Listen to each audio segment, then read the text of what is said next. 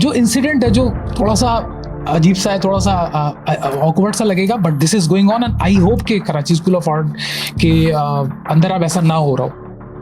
Longer run वो successful नहीं हो सकता।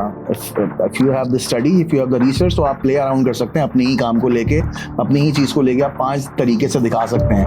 अगर आपको एक्सपीरियंस ही नहीं है, आपके पास स्टडी नहीं है, तो आप जितना आपको आता है उतना ही शो कर पाएंगे।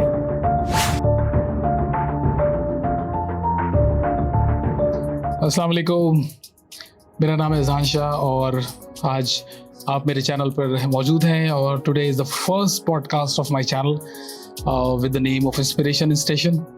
और आई एम वेरी एक्साइटेड। आज बहुत ज़्यादा मेरे लिए खुशी और मुसरत का लम्हा है बिकॉज आज जो हमारे फर्स्ट गेस्ट हैं हमारी इस पॉडकास्ट में, he is one of my closest friend. और दूसरी बात ये कि ये साथ साथ सिर्फ मेरे अच्छे दोस्त ही नहीं बल्कि we belongs to the same fraternity और डिजिटल डिज़ाइन और मार्केटिंग और एडवर्टाइजिंग के हवाले से we have the same experiences, same exposures.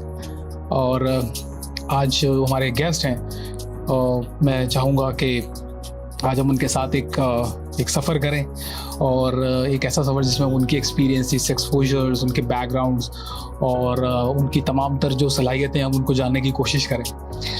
और मैं इनका तारुफ़ कराता चलूँ। इनका नाम है सैयद बिलाल और मज़ीद जो तारुफ़ है वो ख़ुद करवाएंगे अपना। तो आइए सैयद बिलाल से बात करते हैं। अस्सलाम वालेकुम बिलाल। वालेकुम सलाम अज़ान भाई, क्या हाल है, कैसे? अल्लाह का शुक्र, आप कैसे हैं? अल्हम्दुलिल्लाह।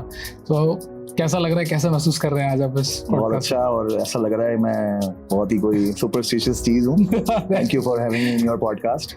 Really, it's an honor for me, और thank you very much for coming and giving us the privilege to talk with you, Thank you. to discuss with you. So शुरू से शुरुआत करते हैं, Sure. right? और मैं ये चाहूँगा कि आप ऑडियंस को बताएं कि ये सफ़र शुरू कैसे हुआ, कैसे आपने ये फील किया कि यार art and design is for me, colours की दुनिया मेरे लिए है। क्योंकि नॉर्मली हमारे एक कॉन्सेप्ट ये है कि लोग कहते हैं कि आर्टिस्ट बाय बॉर्न होता है, उसको बनाया नहीं जाता। तो थोड़ा सा बताइए, शुरू से बताइए कि कहाँ से ये आपके अंदर ये बात पैदा हुई कि यार this art and design is for me. अच्छा, okay. First thing I know, back in school मुझे डायग्राम्स और ड्राइंग्स बनाने का बहुत शौक था। जो प्रैक्टिकल जर्नल्स में ड्राइंग्स बनाते हैं, साइंस के प्रैक्टिकल जर्नल्स में, तो मुझे ऐसा फील हुआ कि मेरी ड्राइंग्स बहुत अच्छी हैं बाकी स्टूडेंट्स से रिलेटेड, क्योंकि बहुत सारे बच्चे मुझे बोलते थे कि यार हमारे प्रैक्टिकल जर्नल बना दो। तो I used to do lots of drawing on the practical journals and all that. तो वहीं से पहला रियलाइज हुआ कि हाँ, I am good in sketching और पेंसिल अच्छी चलती है। राइट। खैर फिर वो सफ़र ख़त्म हो चुका, फिर कॉलेज शुरू हुआ एंड फिर वही गो विद द फ्लो वाला सीन कि जो सब कर रहे हैं वो मैं कर लूँगा। तो DIT का बड़ा दौर था। हाँ बिल्कुल। तो DIT में कर लिया। तो कॉलेज लेवल पे ही DIT का डिसाइड कर लिया? बिल्कुल। कॉलेज के बाद, कॉलेज के साथ DIT शुरू किया, फिर लॉस्ट हो गया सारा, स्केच एंड आर्ट वार्ट सब गायब हो चुका था। अच्छा, वो डिज़ाइन ज़िंदगी से निकल गई। एग्जैक्टली, डिज़ाइन का कुछ भी डी भी नहीं पता था कि डिज़ाइन कुछ करना भी है या नहीं। तो थोड़े अरसे बाद एक अखबार में ऐड आता है कराची स्कूल ऑफ आर्ट्स का। अच्छा। कि भाई वो कुछ आर्ट्स रिलेटेड चीज़ है। Right. तो वहाँ क्लिक हुआ, तो वहाँ मैं इन्फॉर्मेशन लेने गया and then I got admission in that. Entry test था जो कि इतना कोई ख़ास नहीं था, बट वहाँ से एक्चुअली जो डिज़ाइन का सफ़र है वो कोर डिज़ाइन या आर्ट का मैं बोलूँगा वहाँ से शुरू हुआ। तो ये किस सन में हुआ ये? 2002 2002 या। और अच्छी बात ये रही कि वहाँ जो टीचर्स और जो सीनियर्स मिले वो बहुत ही शानदार मिले। बहुत एक्सपीरियंस और बहुत ही बेहतरीन उन्होंने सिखाया। तो वहीं से फाउंडेशन बनना शुरू हुई। तो वहाँ बहुत एक्सपेरिमेंट्स किए, लाइक स्कल्पचर्स भी बनाए, फाइन ड्राइंग्स भी की, लाइव ड्राइंग की। तो वहाँ आपकी कोई स्पेसिफिक कैटेगरी थी कराची स्कूल ऑफ आर्ट में? जैसे उनका तो मुख्तलिफ फैकल्टीज है। 4 साल का कोर्स होता है उनका। तो उनका एक जो मेजर कोर्स जो मैंने लिया था वो लिया था जिसमें आप स्पेशलाइज करते हैं डिज़ाइन के हवाले से, that is communication design. Right. तो डिज़ाइन का वहीं से सफ़र सारा शुरू हुआ कि डिज़ाइन को कम्युनिकेट कैसे करना है, what is design actually what is art. वहीं से पॉप आर्ट एंड वो सारी चीज़ें स्टडी भी करी। सारा ओवरऑल एक मिक्स। एग्जैक्टली। बहुत लाइक उस इंस्टीट्यूट में काफ़ी डिपार्टमेंट्स हैं। तो मैंने चूज किया कम्युनिकेशन डिजाइन, तो वहीं से डिजाइन का सफर शुरू हुआ और फिर तो ये आर्ट स्कूल का suggestion from where it comes, I mean it's coming from your parents? चार दोस्त बैठे अखबार पढ़ा ऐड देखा तो भाई हाँ आर्ट स्कूल में जनरली एक कुछ आर्ट करते हैं अब। हालांकि लोग आपको पता होगा अब आज भी शायद आर्ट्स ऐसा स्टडी है कि लोग समझते हैं कि अगर आप बताएं कि आप कुछ आर्ट्स करें तो बोलते हैं और क्या कर रहे हो। हाँ एग्जैक्टली, इंजीनियरिंग नहीं कर रहे, doctor art is like a बड़ा challenge, useless element in our society. तो बस वहीं से सफर शुरू हुआ और फिर वहीं से। अच्छा, यहाँ पेरेंट्स आपके कैसे रहे?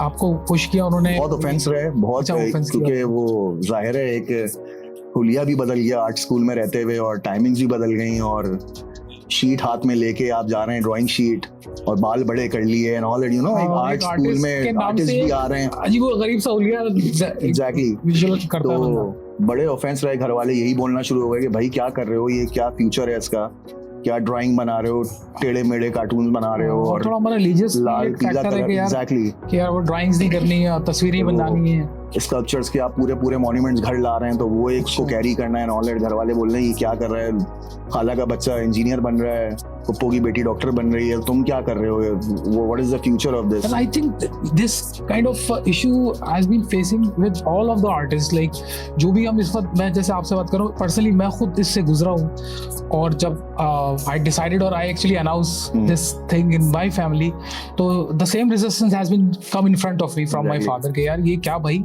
मतलब कोई ढंग का काम करो, ये इसमें क्या करोगे?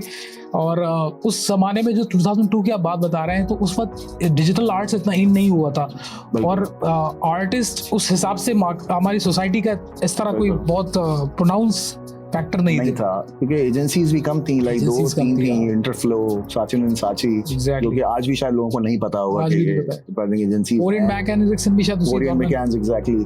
तो बस यही सफर रहा और लड़ाई में रहा, बड़ा जंग में रहा। अच्छा, वो रेजिस्टेंस रही है कि बिल्कुल लाइक एक पैरेलल आप बात पे चले, हैप्पी कि मैं व्हाट आई एम डूइंग, पर जब मेरा थीसिस हुआ, देन जियो की टीम आई और वो मुझे हायर करके लेके गई, देन मेरी पहली सैलरी का चेक जब मैंने अपनी माँ के हाथ में रखा, तो दे रियलाइज कि हाँ भाई ये कुछ कर रहा है, वेरी गुड, लाइक हाँ ही गॉट पोटेंशियल। और वहां से सफर फिर हम जाएंगे जियो की तरफ, क्योंकि that is actually, that was your start of your career, first job.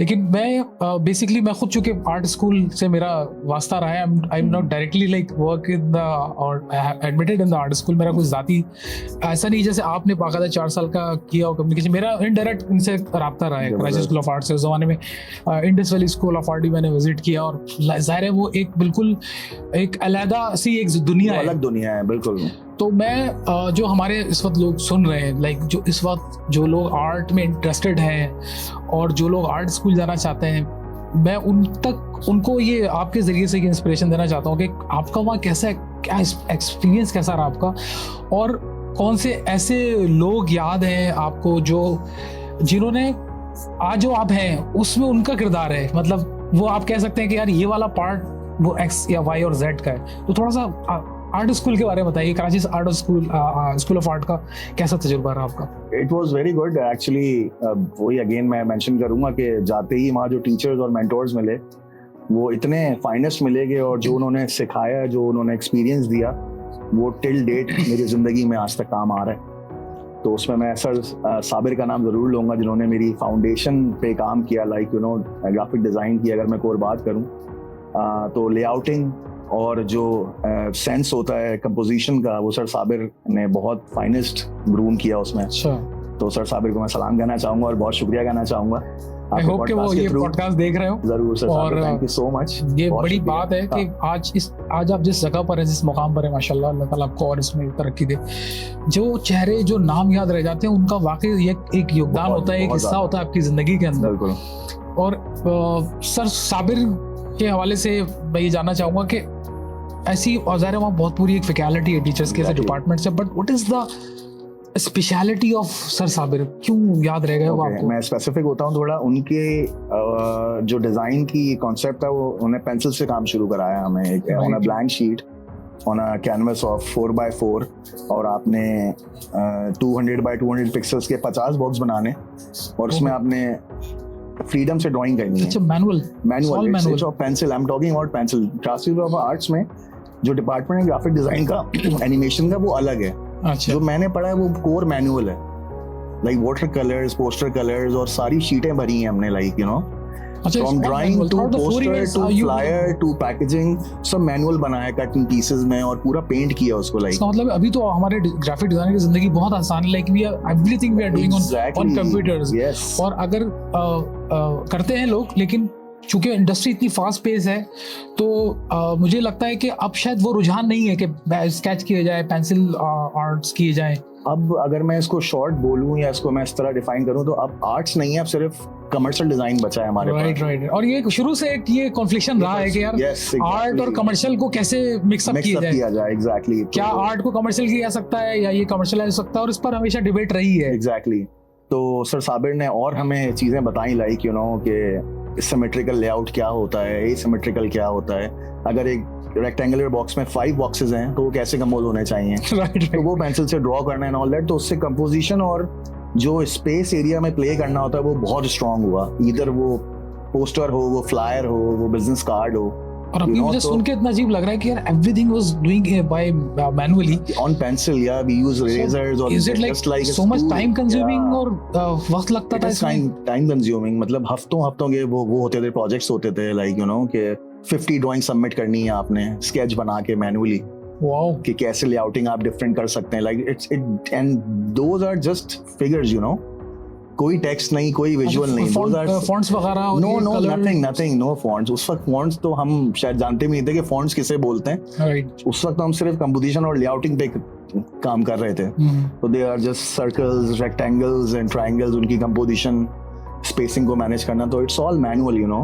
तो सर साबिर ने वो चीज़ इतनी कमाल करवा दी कि वो बहुत काम आई, और वही फर्क मुझे नजर आता है कि जो आर्ट्स नहीं पढ़े हुए या जो कम्युनिकेशन डिजाइन नहीं पढ़े हुए या जो डिजाइन नहीं पढ़ा हुआ वो लैक फील करता है और वो वहाँ मार खाता है, या वो वहाँ लैक करता है कि भाई वो अच्छी कंपोजिशन नहीं कर पाता, वो एक टिपिकल जितना उसको पता है वो उतना ही कर पा रहा है, डिजाइन बना रहा होता है लेकिन वो कम्युनिकेट नहीं कर रहा होता डिजाइन आपके एंड यूजर के साथ। And the course itself says communication design, अगर आपका डिजाइन कम्युनिकेट नहीं कर रहा तो वो डिजाइन किसी काम का नहीं है, किसी काम का नहीं है। एग्जैक्टली, ऑफ कोर्स, लाइक क्योंकि कमर्शियली जब आप चले जाते हैं तो अगर वो सेल नहीं हो रहा है, वो कम्युनिकेट नहीं कर रहा है आपके कस्टमर के साथ एंड यूजर के साथ, अगर वो उस हिसाब से एप्लीकेबल नहीं है तो वो यूजलेस है। बिल्कुल। और यही वजह है कि शायद अभी जो इमर्जिंग आर्टिस्ट हैं, अब आर्टिस्ट का वर्ड तो शायद इतना सुटेबल ना हो, जो डिजाइनर्स हैं उनके अंदर वो लैकिंग नजर आती है, उनके आर्ट डिजाइन में, उनके काम के अंदर, और वो उस तरह से कम्युनिकेट नहीं करता है अपने एंड यूजर के साथ। अनफॉर्चुनेटली इसमें बहुत सारी चीजें हैं, लाइक यू नो रिसोर्सेज भी कह सकते हैं, आपकी गैदरिंग भी कह सकते हैं, आपकी सराउंडिंग्स भी बोल सकते हैं कि कोई गाइडेंस नहीं है एज सच कि आपको, अगर आपको किसी चीज़ का शौक है तो आपको बता सकेंगे आपने ये इस चीज़ को परस्यू करना है, वो आपको वही बोल के साइड कर देंगे कि क्या कर रहे हो फजूल काम, इंजीनियर बनो, BBA कर लो, लाइक यू नो जो आजकल कोर्स चल रहे हैं। तो यस, इट्स अबाउट इट कि आपने डिज़ाइन जो पढ़ा हुआ है या जो उसकी डेप्थ अलग होती है, और जो एक टूल पे सीख के या जो ऐसे ही इंटर्नशिप करके या डायरेक्ट फोटोशॉप पे अगर एक फाइल खोल के काम कर रहा है तो that's a huge difference for me. Karachi school of art के जब नाम आता है तो एक मेरे साथ उसकी एक याद जुड़ी हुई है। I attend so many exhibition, art exhibitions over there, very good. और हमारा आपको उस वक्त तो कोई राब्ता तो नहीं था, बिल्कुल, मगर हम आसपास कहीं होंगे किसी न्यूक्लियस के अंदर, सर्कल के अंदर, और somehow like जैसे आपको रेजिस्ट किया फैमिली से, आपको हुआ कि यार they are not comfortable with that decision कि यार आप इसमें डिज़ाइन में जाओगे, तो मेरे साथ भी यही सेम सिचुएशन रही।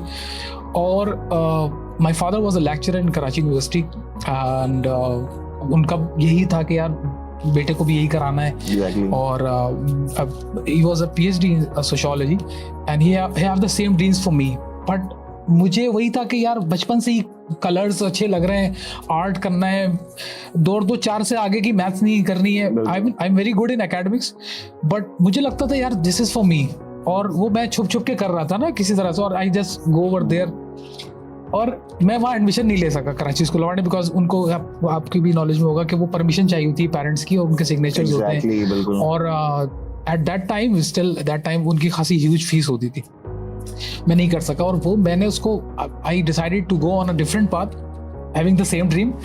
और कराची स्कूल ऑफ आर्ट के सामने मशरिक सेंटर अभी भी मौजूद है, बिल्कुल है।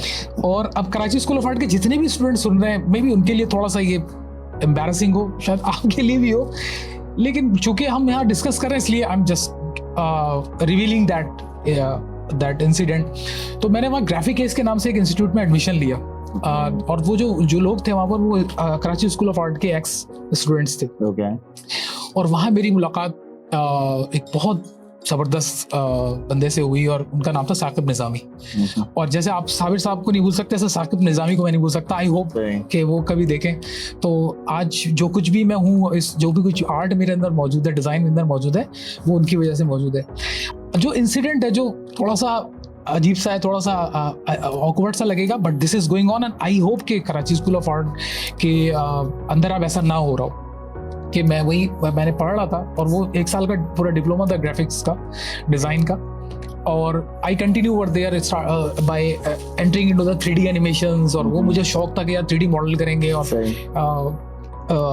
जो ड्रीम्स हैं, यानी कि जो हम प्रैक्टिकली कैमरा के साथ नहीं कर सकते, वो 3D एनवायरनमेंट में कर लेंगे, और मैंने किया भी। तो वहाँ जब मैं वहाँ पर स्टूडेंट्स आते थे कराची स्कूल ऑफ आर्ट से, and they actually made their thesis from us. Exactly. Right? और मेरे साथ तो ये हुआ है कि I actually made the thesis. एक मोहतरमा थी, उनका मैंने थीसिस किया, उनका 4th ईयर फाइनल था। From logo to magazine ad. Exactly, magazine ad, logo, print ad, brochures, flyers, वो पूरी एक आप जो कैंपेन बनाते हैं ना, posters. हाँ, मुझे याद है कि वो बेसिकली एक कार्टून नेटवर्क का जैसा चैनल था, उसके नाम से उन्होंने किया था, कोई बच्चों का वो चैनल था, तो उसके ऊपर करना था। तो मैंने I started created the logo and then from everything. वो तकरीबन मैंने 2 महीने काम किया, वो खुद आती थी और मैं उनको सारा काम डिलीवर करता था, और उस पर उनको फाइनल ईयर पे अवार्ड मिला।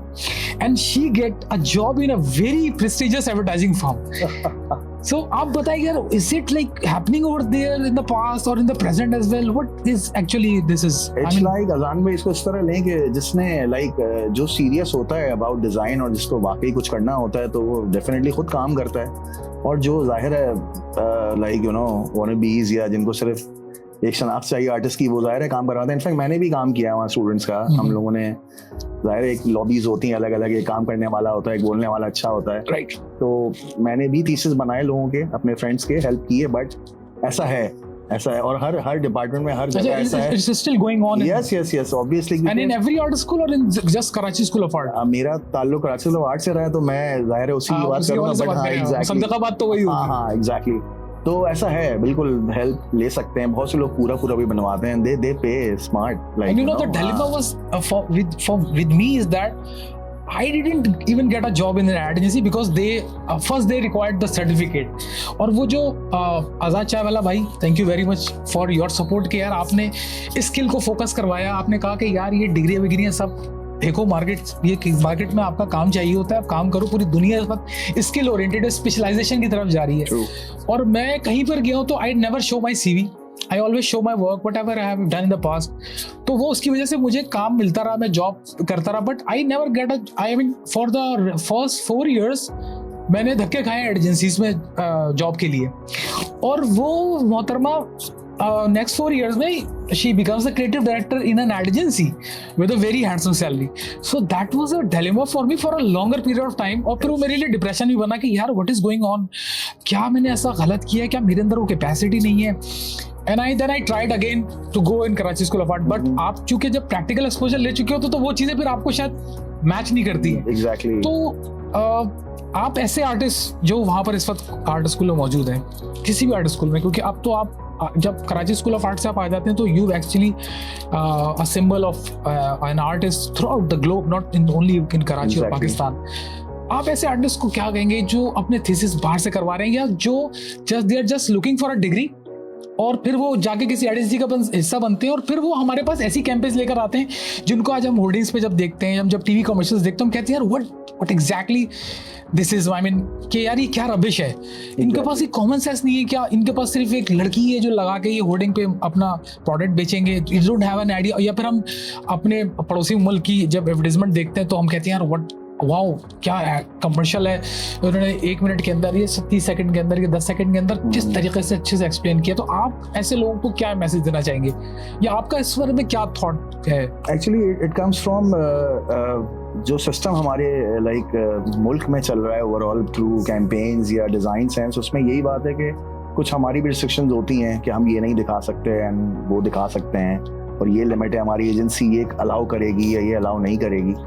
But again come to the point के रिसर्च इज इम्पोर्टेंट. मैंने जो भी अभी तक लैक फील किया या जो भी मुझे मुश्किलात या जो लोग मुश्किल में नज़र आते हैं, उनका मसला ये है कि वो रिसर्च नहीं करते. राइट. They didn't research. मतलब जो पढ़ाया वो ही कर लिया. आपको आउट ऑफ द बॉक्स जाना होता है सम टाइम, बल्कि every time. You know, if you want to pursue your dream तो आपको उसकी डेप्थ में जाना पड़ेगा. मतलब अगर सर साबिर ने बोला ए तो आप बोलो ए, आप ए से आगे जाएंगे डेफिनेटली. मतलब आप, लेकिन आपको ब्लाइंडली उसको फॉलो करना है. Exactly, you need to follow. मतलब आप गुरुज यार, they spend there all over there life. Exactly. आपने किताबें भी पढ़नी है, आपने ब्राउजिंग भी करनी है. मतलब जो कि नहीं है. अब हम डायरेक्ट चाहते हैं कि हम आर्ट स्कूल से निकलें या छोटा सा कोर्स करें और हम लाखों रुपए अर्न कर लें. That is not possible. ये मुमकिन नहीं. और वो कर भी रहा है तो वो बहुत ही कोई बस चांस है, या वो छक्का लग गया उसका, या यू नो मतलब एक वो once in a blue moon आपका कोई ऐसा कोई लकी आगे आके भाई. बट फॉर लॉन्गर रन वो सक्सेसफुल नहीं हो सकता. If you have the study, if you have the research, तो आप प्ले अराउंड कर सकते हैं अपने ही काम को लेके, अपनी ही चीज को लेके. आप 5 तरीके से दिखा सकते हैं. अगर आपको एक्सपीरियंस ही नहीं है, आपके पास स्टडी नहीं है, तो आप जितना आपको आता है उतना ही शो कर पाएंगे. और बाद में बहुत अच्छी आपने खूबसूरत बात की. और चूंकि इंडस्ट्री है, सब एक दूसरे से जुड़े हुए हैं, एक दूसरे के बारे में इंफॉर्मेशन रहती है, तो कुछ अरसे के बाद जो मोहतरमा जो क्रिएटिव डायरेक्टर थी, पता चला कि the agency actually fired her. Yes. Because of a very useless campaign. कुछ उन्होंने कुछ कॉपीराइट्स के अगेंस्ट कुछ काम किया. और जाहिर है आपको पता है कि कैंपेन के अंदर वो कॉपीराइटिंग वाला भी एक पार्ट होता है. Exactly. तो और वो बड़ा मेजर पार्ट होता है. जिंगल्स हैं, आपकी टैगलाइंस हैं. तो वो वहाँ आखिरकार एक पॉइंट आया जो फुल स्टॉप बन गया उनके लिए. एंड आई डोंट नो कि now what she is doing. I mean I am not chasing और फॉलोइंग हर, बट कहीं से खबर आई and I pray for her के जहाँ भी हो वो अच्छे हों, अच्छी रहें. तो अब लेकिन और on the other hand, on the contrary, मैंने जो कैरियर स्टार्ट लिया, वो मैं जब भी किसी से शेयर करता हूँ, अपने जूनियर से खासतौर से, फॉर द इंस्पिरेशन और मोटिवेशन, तो वो मुझे ऐसे देखते हैं जैसे कोई मजाक कर रहा हूँ. मैंने अपना कैरियर प्रिंट हाउस से, एक प्रिंटिंग जो कहते हैं कि प्रेस से स्टार्ट लिया. नाज़ामात प्रिंटिंग प्रेस जो बहुत मशहूर है अभी पाकिस्तान, शादी कार्ड बनाने वाले. Exactly, I started from there, and my dream was like when I was in the institute, I was visiting Karachi School of Art Exhibitions. मैं सोचता था यार एड एजेंसी जाएंगे. मैं गया काफी सारी agencies, but they never like welcome me. Okay यार आप क्यों आए हो, कैसे आए हो. क्राइटेरिया डिफरेंट है. आपके पास डिग्री नहीं थी, कराची स्कूल ऑफ आर्ट्स का नाम नहीं था, या जो भी आप कोई बैकग्राउंड नहीं था. बड़ा इंटरेस्टिंग सा एक वाक़या सुनाऊं कि मैं ओरिएंट मैक एंड एरिक्सन गया, और वहाँ पर जो ब्लू कलर की बिल्डिंग है अभी बिल्कुल. एंड वो भी किसी के रेफरेंस से. The creative manager was one of my friend, और उन्होंने कहा यार यू आर टैलेंटेड, जाओ उधर और तुम्हारी वहाँ पर as a visualizer and as an artist और डिजाइनर और तुम्हारी हो जाएगा. मैंने कहा चलो यार एक चांस लेते हैं. And I go over there. तो वहाँ पर वो CFO मौजूद थे. मतलब जो इंटरव्यू ले रहा है वो CFO इंटरव्यू ले रहा है. I don't know what's happening over there at that time. और मैं उनके सामने शीशे का रूम और पूरा ऑफिस नजर आ रहा है, और बड़ा खूबसूरत ऑफिस था. I really love that ambience and environment. और उन्होंने मुझे बिठाया और मेरी रिज्यूमे लिया, मुस्कुराए, मेरी तरफ देखने लगे. तो उन्होंने कहा इधर से घूम कर आओ मेरी ड्रॉस की तरफ. जो टेबल पे बैठे थे, ड्रॉस घूम के आए, और उन्होंने ड्रॉस ऐसे उन्होंने ड्रॉस खोली, और मैंने जब ड्रॉस देखी तो उसमें ये सारे रिज्यूमे रखे हुए, और उन्होंने ऐसे रिज्यूमे उठाए और डस्टबिन के अंदर डाल दिए. तो उन्होंने कहा कि देखो यू आर टैलेंटेड, तुम्हारा पोर्टफोलियो मैंने देखा. अच्छा उस जमाने में वो USB वगैरह कितने, तो मैं सारा प्रिंट करा के ले गया था, सब कलर प्रिंट करा है. पोर्टफोलियो बुक बनती थी. बिल्कुल है, पोटेंशियल है, लेकिन यहाँ ये सूरत-हाल है.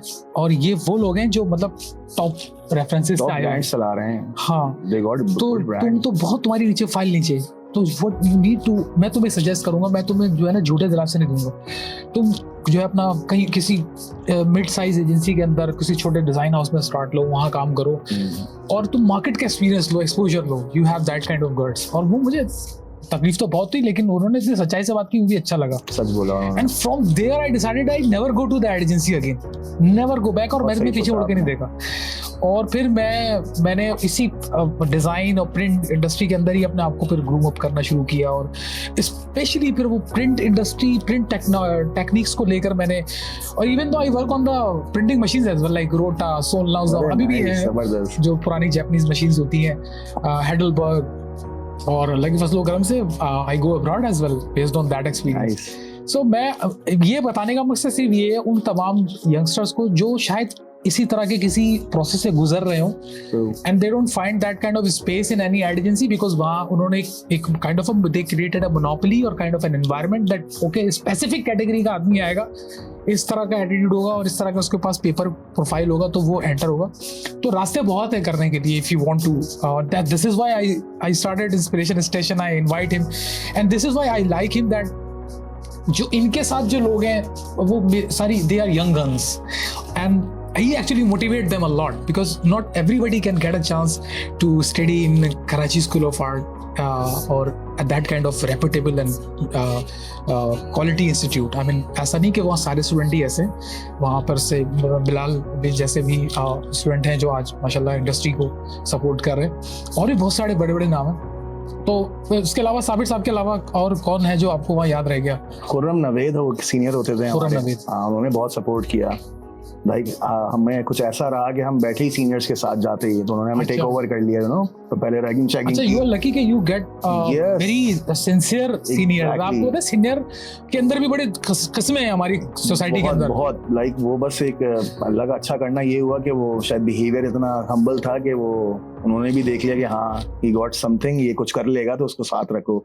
तो शुरू से ही एक वो इतनी अच्छी डायरेक्शन मिली. अपना पोटेंशियल था कि आपका भी एक अपन में मैक्सिमम मैच दे रहे थे. एक होप होती है ना, वो आपको दिख रही होती है, सामने वाला भी जज कर लेता है कि हाँ ये कर लेगा कुछ. तो ये 4 साल जो आपने वहाँ टाइम स्पेंड किया, you didn't do any job over there right now. मतलब कोई अप्रेंटिस भी नहीं किया. तो how you manage all your expenses? फिर फैमिली का भी प्रेशर था कैसे? ये 4 साल बहुत बड़ा टाइम होता है. बहुत बड़ा टाइम है बिल्कुल. मैं इसमें अपनी खाला को ऐड करना चाहूंगा. उन्होंने मुझे सपोर्ट किया in specifically class of art studies. तो सारा उन्होंने मुझे टेक केयर किया इस मामले में और सल्यूट टू हर. अल्लाह में उनको जन्नत नसीब करे.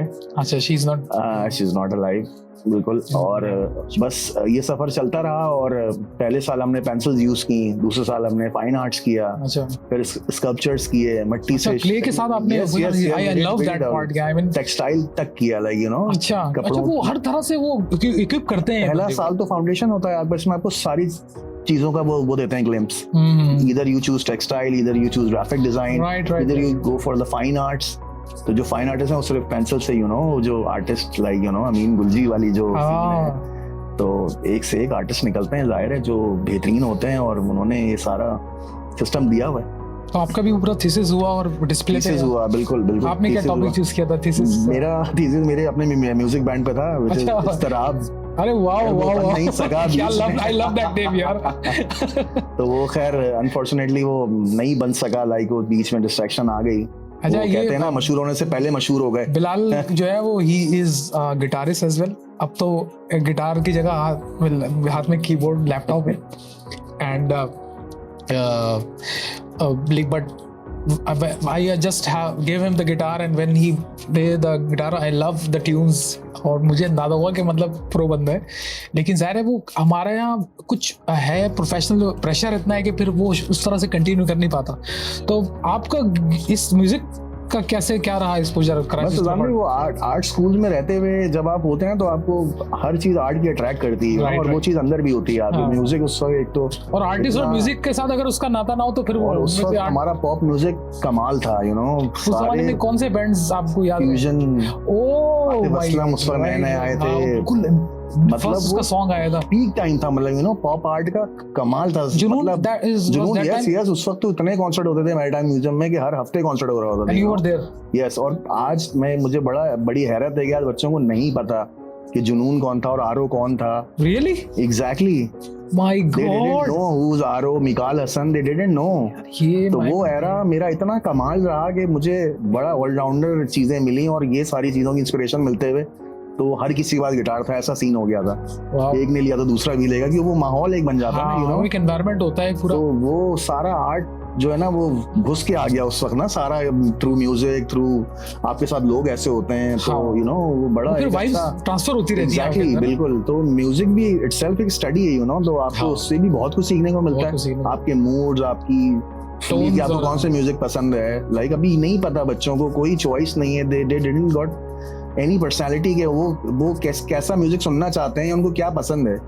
they just going with the flow, you know. हाँ, वो ऐसा भी देखा है मैंने कि वो साइलेंटली बिल्कुल काम कर रहे हैं, मतलब they never have that kind of mood कि अच्छा मूड कैसे क्रिएट होते हैं और वो डिजाइन में कैसे रिफ्लेक्ट हो जाते हैं. You know, it's all मतलब they didn't got, you know, personality वाला फैक्टर है ही नहीं. हाँ, एक पर्सोना होता है आपकी, एक आपकी आइडेंटिटी होती है कि भाई मुझे ये पसंद है, मैं साइलेंट हूँ. एक इंटेलेक्चुअल आपकी पर्सनालिटी होती है. पसंद है, तो वो चीजें मुझे वहां से बहुत समझ में आई जो मैंने अपनी पर्सनालिटी में उतारी, यू नो, और लोगों के थ्रू, और वो पढ़ के वो एक ठहराव और वो चीजें समझ में आने लगती हैं कि लाल कलर क्यों होता है भाई, या काला कलर क्यों पहन रहा हूँ मैं. तो आप अपनी पहनी हुई चीज को भी बड़ा सोच समझ के पहनते हो, ये मैं क्यों पहन रहा हूँ, ये मुझे पसंद है, और क्यों पसंद है तो मेरे पास उसका जवाब होता है. मैं अपने दिल को ही जवाब तो सेंसिबल बनाता है आपको ना. एग्जैक्टली, सेंसेस को डेवलप करता है, मैच्योर करता है. बिल्कुल.